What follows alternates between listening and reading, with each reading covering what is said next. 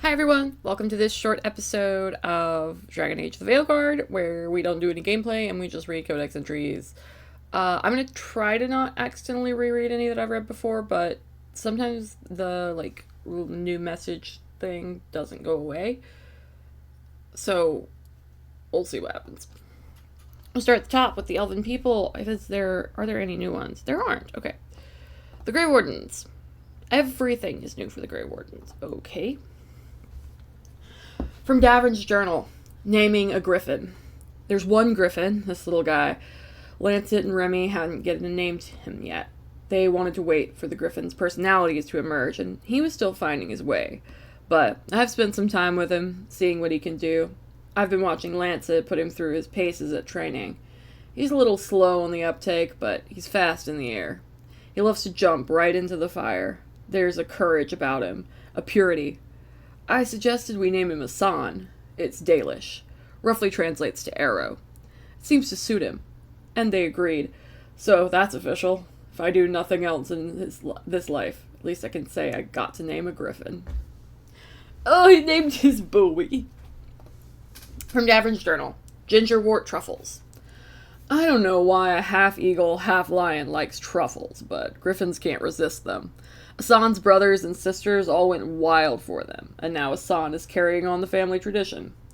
I asked Harding what's so special about them. She didn't know, so we did what any good mage or alchemist does. We both tried a nibble. The taste of ginger was overwhelming. It's too much.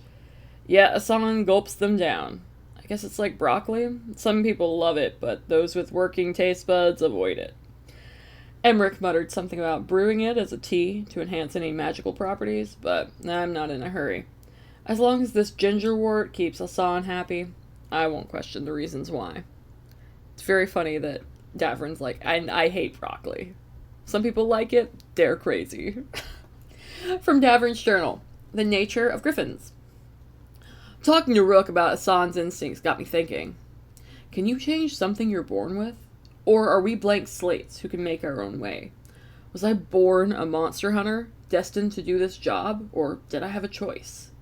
With Asan, he's this incredible ball of fur, feathers, and energy. Watching him learn to fly, or swim for the first time, or taste an apple, there's so much potential in him. You can see he's having fun testing his limits and learning about the world. Has anyone ever raised a griffin that wasn't trained to fight for the Wardens? I've seen them get into a frenzy around Darkspawn, so there's no doubt it's like a cat going after a mouse. It's ingrained, but can griffins do anything else? Would they want to? I wonder. He really said, is there free will? From Davern's journal, My Younger Days. Hunting for truffles turned out to be a chance to get to know Rook better. It also got me thinking about my younger days and how I haven't spoken to my clan in a long time. They didn't understand why I wanted something more than the traditional Dalish life. I guess I was stubborn and bullheaded and figured I'd go show them as I ventured off to find my fortune. Since then, I've kept my distance. That's on me. Maybe I've been feeling guilty, I don't know. But I do know I miss Uncle Eldrin. Talking about him with Rook got me thinking about my days as a kid in Arlithan Forest. Racing Aravels through the forests, following hidden Dalish trails to secret waterfalls. It all gave me a taste for adventure I never outgrew. From Davern's journal. Griffins are real. Like every Grey Warden, I've heard about griffins. Tall tales, the stories of legend, the role these animals once played in our history. And like every Grey Warden, I've wondered what they were really like. We've got statues of them all around Weishaupt, but that's not the same thing. Today, I actually met one. The first warden said I was being assigned to a secret project out in the Anderfels. I'd never have imagined it would mean I'd meet a real live griffin. Lancet and Remy have gotten used to them, but the shock still hasn't worn off on me. 13 of them. 13 secret miracles we need to protect at all costs. I still don't understand how they came to be, but somehow I'm part of it all now. From Davern's journal, Griffin Extinction. I've been going through the Grey Warden histories of the Griffins. Something isn't adding up. They're part of our order for centuries, and then one day they aren't. There's vague talk about blights taking their toll, how eggs weren't hatching and their numbers dwindled. But They'd already survived earlier blights without trouble, and why would eggs stop hatching? Which means something happened, but I can't find any details. Did they get sick? Was there some sort of disease? More than a few records around this time are missing, and I can't find anything about how many eggs hatched, which I'm sure they were meticulous about. There's a missing piece in all this I need to track down. From Davern's Journal, Griffin Training. My first week at the Eyrie, and I keep thinking that I'm sure glad Lancet and Remy are in charge of the training. These griffins are a handful. A rolling, flying, screeching, always hungry ball of feathers and chaos that never stops squawking or pooping. The last one is no small thing. 13 griffins all pooping here makes an incredible mess. Lancet just shrugs and says, Weishaupt could use the fertilizer. Sure, as long as I'm not the one hauling it away. I'm here to guard these animals. I've tagged along on a few hunting runs against lone darkspawn in case things get out of hand. And I admire Lancet and Remy's patience. It's going to be a while before these griffins are the warriors of old we've read so much about. From Davern's Journal, Weishaupt. Joining up with Rook means I won't be going back to Weishaupt anytime soon. I doubt I'd be welcomed, not if the first warden caught wind of what I'm doing. I'll miss the old fortress. It's cold, damp, and drafty as a canyon, so vast it takes months to get your bearings, but it's home to Grey Wardens. And it's the only home I've got. Wandering the massive libraries of books I'll never read, getting bruised and battered while sparring in the training yard, smelling the latrines in the summer, freezing in our bunks in the winter. It's all pretty miserable, yet just as exhilarating. Weishaupt is over 1,000 years old. Its armies have fought and won blights, and its banners have never fallen. It's the beacon in the darkness that keeps evil at bay. Thedas would just be a world of ruins without its protection. From Davern's Journal, The Gloom Howler, Part 1. It's my first week posted at the Griffin Eyrie. Whatever's stalking Grey Wardens isn't human, or a dwarf, or an elf, or anything I've heard of before. Whatever this monster is, it's smart enough to target wardens. It's already killed members of our order, and now our commanders are worried it's going to strike the Eyrie. We have to stop this thing before it does more damage. I've been told if the Eyrie is attacked, protecting the griffins is my first priority. We can't lose these animals again. If we can draw the Gloom Howler out, even if we don't kill it, I'm hoping we'll have a trail to follow.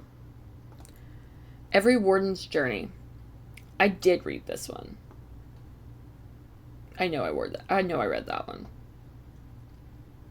And there's nothing else here. Okay. The Morn Watch. Oh, hello, come back. A distressing sight.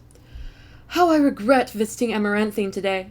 I'd set out to explore a chantry described in one of Brother Bedine's travelogues.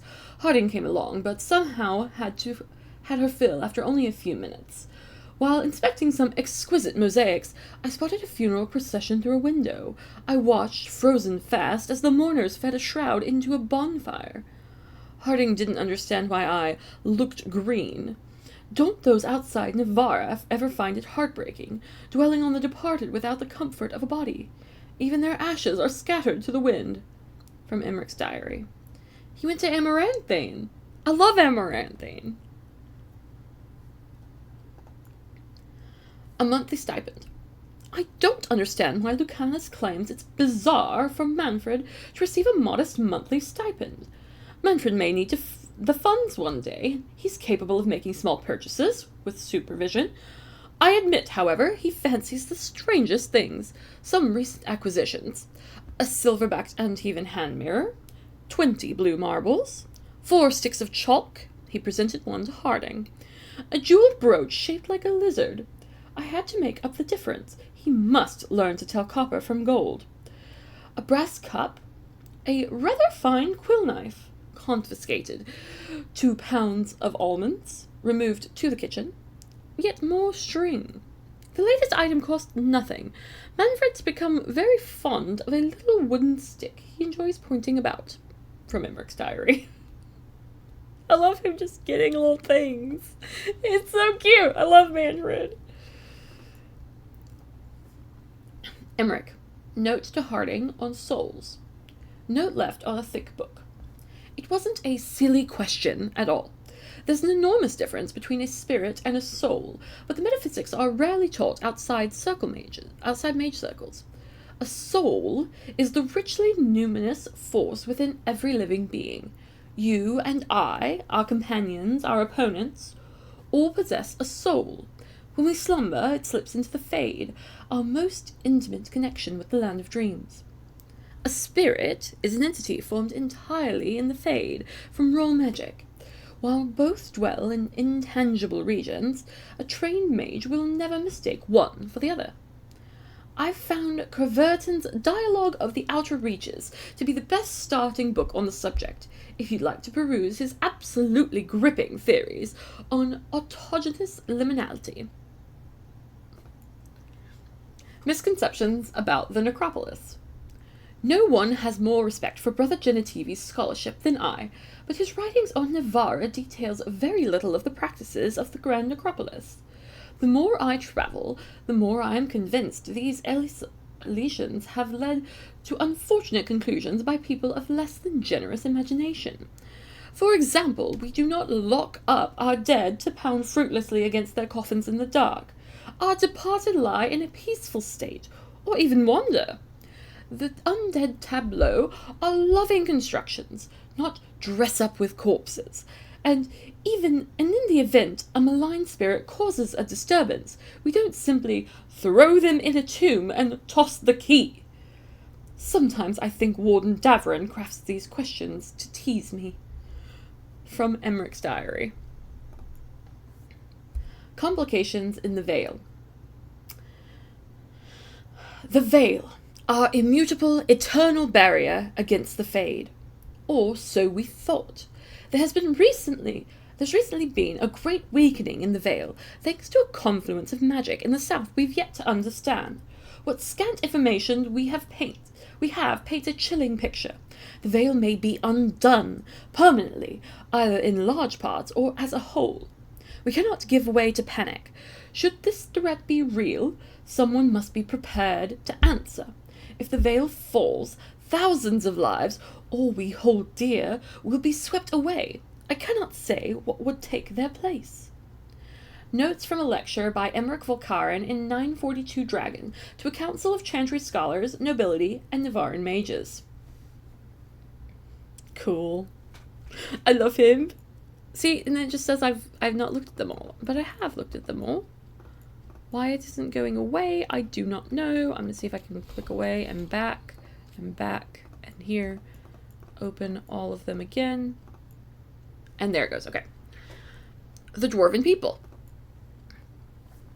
Thoughts on Isatunal. This is Dagna, okay. Harding. How can anything be both one, all and one, together but separate? It doesn't make sense, does it? But of course it doesn't make sense. You can't make sense of an idea without a word to define it, to give it shape and a boundary. Maybe Isatunal is a word we forgot, and then we forgot that Isatunal was possible. Think about ants. Ants know what they are. They know their purpose, and they must understand instinctually how that purpose fits within the whole. But what if it doesn't end there? What if their consciousness isn't just individual?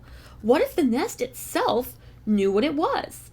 A collective sentience of some kind. Nothing says the ants don't have a collective sentience. We just assume they don't, because they're ants. Ants or bees or darkspawn. Now there's a thought. Love, Dagna, Inquisition Arcanist. It's good to hear from her. Harding's notes. Thoughts on stone sense. I can more reliably use my new abilities now, thanks to Rook's encouragement. Oddly enough, it's easier to handle certain kinds of rock. Some just don't seem to respond to me. Is it a Titan thing? Maybe some stone was closer to or part of a Titan? Maybe I just need to get better. I don't know. It must be stone sense, just extra. I can now do the things that people with stone sense can do. If I concentrate hard, I can tell if there's a cavern close by, or water, or a lyrium vein. I can tell different types of rock apart. They sound different, but I'm listening with something other than my ears. That makes no sense written down, but it feels true. Yeah, I know we read that one before. Whoops. I've also read this one. And I read that one.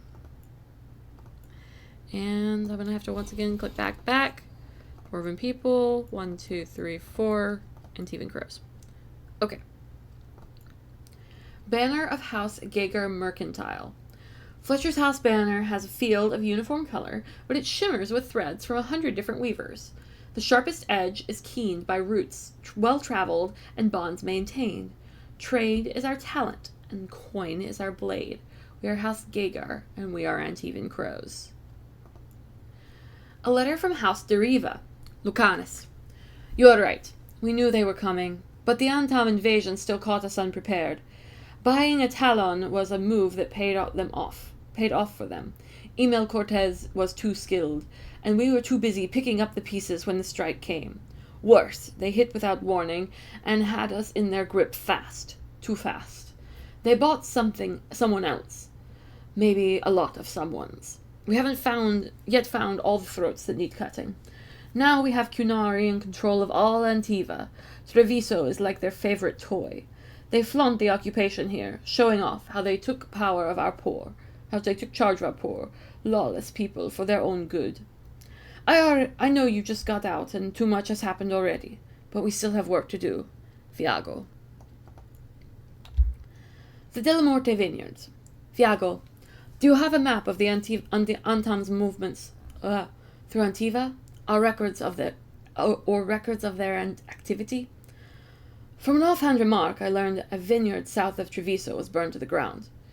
It was one owned by the Delamortes. I visited a few times. I remember the sign at the front gate with its brightly painted vines. Caterina was ensuring the families impacted were taken care of. I should ensure the same. Lucanus. Note attached to Viago's reply. V has attached everything you need to know and more. I've added a list of every contract closed with an Antam as the target. We have suffered, but the Antam have never been unchallenged. I have a bottle from the vineyard you mentioned. We'll drink it when Treviso is ours again, and it will all be the sweeter. Thea. Seeking Zara. Lucanus. Here's everything I could find on Zara, at least when she's in Minrathous. As you know too well, she's frequently absent from the city, from the country itself half the time. Those trips are for longer than people think. Rumor has it that she gets an impostor to sit in magisterium meetings for her. She wants the glamour of power without the boredom. She used to sponsor magical research in Minrathous, but that stopped abruptly, likely when she took her hobbies elsewhere. Nev. Attached to Nev's notes. Thea. Zara will still have associates in Treviso. If these notes can help track them down, use them. Perhaps a frequent guest at her gatherings, or money we can follow, since it left the Teventer Imperium. Zara is vain, egotistical, and cruel. Expect nothing less from those who sought her favor. Lucanus. On the invasion. Treviso has always been a free port. Even the merchant princes respect this. Their fortunes exist because we trade and work where we will. So, of course, the first act of the Antam invasion was to block our trading ships with their dreadnoughts. Then they somehow took out our guard outposts in a single evening. After that, the Antam built fortified camps right inside Treviso, positioned as though they'd already figured out where to choke off resistance. Or as though someone drew them a map. The Butcher seems capable. He has, irritatingly, a gift for anticipating acts of sabotage. But I want to know what traitor gave that monster our city before we see him dead. From Fiago's diary. Oh, I need a sip of my tea. How do we like my Antivan accent? Is it any good? Oh, it is not. Oh, crap. Okay, back, forth, codex, Antevan Crows. 1, 2, 3, 4, 5. Shadow Dragons. Important notes. Informant notes. Past work with Elec. Nev. Who's your favorite purveyor of Docktown gossip? Those hollowed out books you're chasing, the ones with a deadly charm inside? I know which ship brought them in. But you would have found that without me, so I'll do you one better. I know the names of everyone who sailed it. On the official list or not. Some interesting family ties to some fancy addresses. far walk from our neighborhood. I think we can both agree that's good gossip. Better yet, it's on the house. You did me a favor over in Voldorma, and I'm doing you a favor now. Of course, we might call this great gossip, above and beyond, enough to make us even for that mix-up with the Starkhaven Falcon statue? Alec. Dogtown Intel, the place itself. People say things about this place. It's on the docks, no kidding, and full of dark alleys. A place to disappear. Tourists say it's full of magic, and we've got our share, but compared to most of the city, there's fewer mages here. You want more? Best places to eavesdrop, where to find secrets, gossip. You want something found. That's why you came to me. How about the best view? There's a morning mist, and when the daylight hits, if you know the right angle, it glows like silver. I can tell you the cat with the frog croak mew like scraps, and where to buy the best bread. You want to laugh? I've got leads on a good show. A sad song? Well, it's your heart to break. Nev. The Violet Haze. Oh, is this just like a book? Interesting. A knock sounded behind him, loud, quick, and urgent. Basil paused to steady his heart before he crossed the room and opened the door. Was that brief pause all it took? No one stood on the doorstep. No shadowy figure retreated through the foggy streets. If an enchantment had been used to hide the visitor's steps, it was a good one. Basil sensed nothing. As far as he could tell, he was alone. Save for an envelope sealed with thick violet wax. A chill gripped Basil then, deeper than the Docktown mist. He snatched up the letter and pulled back inside. There was no settling his heart now. He knew before he ripped open the envelope what he'd find within. 3 small amethysts, polished and perfect. It can't be. It wasn't until after he held the gems in his hand that he noticed the stain on the envelope's corner. Who sent the mysterious letter, and what more does it contain? How have 3 small amethysts shaken our hero? Where is Ilvan? We'll have the latest chapter of the Violet Haze next week. From the Nightly Scroll. Below, in Belara's handwriting. We've gotten so many clues. You can tell who it's from, right? In Nev's handwriting. You're assuming writers play fair. Okay. Skills, library, codex, shadow dragons. 1, 2, 3. Lord's Fortune. Trap plans. Idea. Spinning blades at head height. 1. By mirror. Good. Blade's good. Bad. Maybe won't kill blighted gods. Bad. Might kill us by accident. No. Idea. Pressure plate near exit of mirror room. Poison dart. Flames. Good. Reliable. Bad. Some of the stuff we're fighting floats. 2. Bad. Pressure plates get sticky and require maintenance. No. Idea. Door with wire attached to bucket on hook on ceiling. Bucket filled with those mushrooms Asan likes. They fall on target. Asan raises alarm and attacks/eats. Good. Teamwork. Bad. Daver might be bad. Bad. Mushrooms stinky. 3. No. 1. For humans? 2. Ask Nev if floating stuff will still trigger pressure plates from magic pushing down. 3. Why do they smell like worms?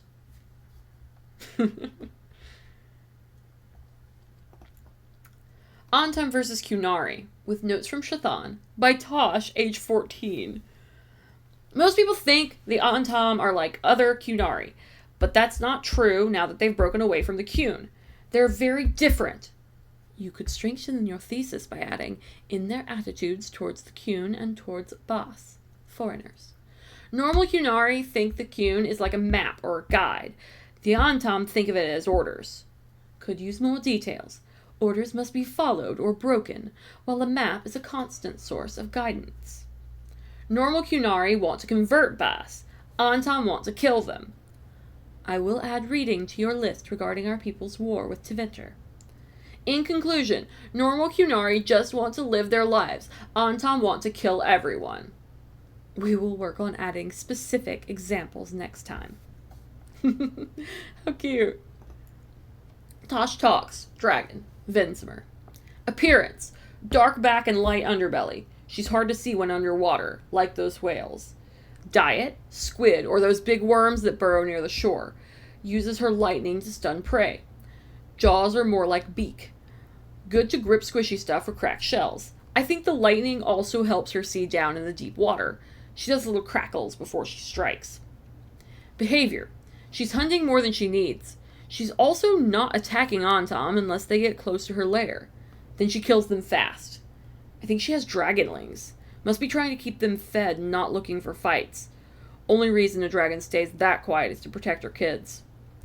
Oh, the Vinsimer! It's a mom. She got beepies. Alright. Click, click, click. Lords of Fortune. 1, 2, 3. Nothing new in the world of Thetis page. Miscellaneous. Charter in Minrathous. A Minrathous paper with one item circled. Prices for lyrium may soon rise higher than the Archon's palace after recent negotiations with the Orzammar embassy broke down into fighting. A representative from the dwarves claimed that Tevinter negotiators were Venatori and suggested that their minds had been poisoned by red lyrium. Tevinter officials deny using red lyrium and insist that it is not used in any official magical business. Note written in the margins. Lace. Francesca and I made things a little harder for the Venatori, with lyrium tougher to come by and the red variant officially banned. I hope you're doing all right with your own lyrium-related issues. Stay safe. Charter. Charter in Marnus Pell. A paper from Tevinter city of Marnus Pell, with one item circled. Scandal struck the house of Magister Pomonius as eldest son and heir Soricon has been found dead in what appears to have been a Venatori ritual gone awry. Rumors in the household speak of escaped slaves and stolen artifacts, and some are suggesting that the death was due to Venatori infighting. A visibly angry Magister Pomonius declared his son innocent of all wrongdoing and blamed elven thieves for the incident. A note written in the margins. Lace. Thea and I were in the neighborhood. The artifact is safe. Doesn't seem related to your work. Assume every noble in Tevinter family, not with shadow dragons, has Venatori pulling strings. Charter. Charter in Virantium. A paper from the Tevinter city of Virantium, with one item circled. Fighting between Tevinter and Antom forces has calmed down, with Tevinter reclaiming a lost town after the Antom cannons mysteriously failed. The town is now safe and former prisoners are being treated for their injuries. Sadly, several war mages were killed in retaking the city, reportedly victim of Antom assassins. A note written in the margins. Lace. Marius, Tessa, and I paid a visit. Venatori and Antom might be serving the same gods, but they're not knowingly working together, and are easy enough to turn on one another. Charter. Charter in Solus. A paper from the Tevinter city of Solus, with one item circled. The Silent Festival will take place this year. After cancellations the last few years from concerns about Antom pushing east from Paravantium, local organizers have confirmed that Navaran mages will be coming to help celebrate the lives of those recently lost with visions of the Fade. The festival will include feasting, dancing, and seances. As the veil is expected to be quite thin from spiritual energies, minors with magical talent should not be left unattended. A note written in the margins. Lace. We investigated thoroughly. It really does appear to be a coincidence that the city shares a name with our mutual acquaintance. Seems like it should have some connection, but no. Had to be sure, though. Charter. Letter to Charter. Charter. I'm assuming you got my last message about Varric. We're adjusting to Rook stepping up. We're still searching for answers on the elven gods we released. Solus remains contained, and less of an immediate problem. How's the situation in the south? Has there been any activity related to the elven gods? What about the Antom? They seem entrenched in Antiva, though any increase in the number of scouts might signal them getting ready to move. I'm still receiving letters regularly from my ma, so I gather Ferelden is far enough away from that the trouble hasn't reached it yet. What about Orlais, or the Free Marches? Please respond as soon as you can. Usual channels remain open. Harding. Okay. Ooh, that one actually did fine. I didn't have to do that. Mementos. We are going to read, I think, all of them. I know I read a few initially, but I don't remember which ones now, so. Contract. The next March. Crow diplomacy signed in blood for a period of influence was claimed, but before responsibility was accepted. If nations march on the elves, Antiva will not be silent. Never again. Contract the next blight. Crow diplomacy dating from the fourth blight. As guild influence grew, Grey Wardens were the first to recognize true Antivan leadership. Thereafter, treaties bore seals of queens, emperors, and crows. Viper's Breath. Seemingly harmless on inspection, but lethal to those given its counterpart, possibly years earlier. It's said that a single drop should hit the canals, 100 contracts would come due. The Dragon's Decoy. An overly complicated container that radiates magic. A simple attempt to scry within reveals extensive, but time-consumingly contradictory, rebellion plans. It ends up in Venatori hands surprisingly, and usefully, often. Pall of the Unknown Magister. A sealed pall crafted to contain a specific powerful Venatori Magister. The Shadow Dragons haven't revealed, or perhaps decided on, the Magister, and so all are afraid, instead of one. The Nature of Immortality of Nature of a verse of old Arlothan in textile. We saw no end to fear for us, and songs would sing instead of birth, an unknown start more strange than death, because. The Cost of Harmony. A verse in old Arlothan in textile. We sang our wars to guard the heart, and bid our song be joined in kind, but harmony once joined bears costs eternal. Field Notes of Last Days. A page of bestiary, signed. They found us, these things wronged before the veil, and wrong still. Their hate grew weapons to fight the gods, and found fear and flesh. Hazards, tomorrow. A predictive map, which is perhaps counter to the concept of a physical mapping, but central to Veil-Jumper survival. Know where you don't know the danger is. Lost Sketchbook, Wings. A sketchbook page, artist unknown, featuring wings from various creatures that are drawn in great detail. A note at the bottom reads, "It must fly. How else did it vanish?" A Maza Café. The Coffee Killer. This Pomace brandy is swirled in a still warm cup and sipped on the move, following the Antivan custom of Dimitas in the dining room, murder in the den. Grappling Hook. A white liqueur with hints of elderflower and dark intent, served with 3 coffee beans and a smile not shared by the eyes. Colorless, guileless, harmless. Now we have you. Hewn on the Rocks. A recent Drowned District staple, rum is matched with salt water, and presumably seasonal parvolan fruit, floated from a dreadnought hold while Antam are distracted with their own windy butcher. Interesting. That sounds good, actually. I love salt on a cocktail. Vince 6, the Common Red. A celebration of life, thick and sweet, served by the sip. Tradition says the more who partake, the greater the fortune, for no one is free until everyone is free. Dew of the Dales. Like it says on the label, spirits for the spirited, an elven elevation of the brewing arts. Sold only in Antiva, a guarantee that changes only slightly in other markets. The Writ of Free Commerce. A reproduction of the decree exempting Antivan trade from royal taxation. Municipal fees remain, but are rarely mentioned when merchants try to get similar writs passed in their home nations. Sign of Shaper Respite. A plaque offering a dwarven translation of directions and sites in Treviso, proving a common history of trade that once again predates official records of discovering places where people already live. Antivan Sprig. A child's practice blade with faded paint the color of old blood. Singular, but also somehow common, treasured by many an Antivan youth, but always lost when coming of age. Hala's Resolve. These clear, resounding instruments are made from seasonal shed of a single lineage of Hala, a trade of mutual respect that began when Antiva stood strong with the Dales. Call of the Carnival. A simple skin tensioned over hardwood, strapped for travel. In Antiva, the drummer is at the fore, calling crowds to join. What follows is cacophonous, and the beat is ever strong. with first hands, the earliest style of elven carving, the simple made permanent, a balm to soothe children and other new mortals, when all else in existence has been revealed as temporary. Beyond the veil, a map in a hand unused to paper. Their terror was trembling and palpable, land as empty as this new void in us that ceases the spirit and makes us suddenly meet. Many-limbed statue.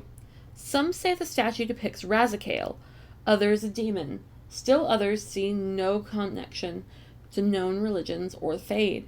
All agree it gives them a sense of unease. Ancient illustration. These stylized symbols represent the forking of thought, consciousness, will, finality, and time, all favorite subjects of Navarre's greatest necromancer philosophers. All right. Well, thank you for joining me for a brief codex and memento reading. I will see you in the next episode. Thanks so much. Bye-bye.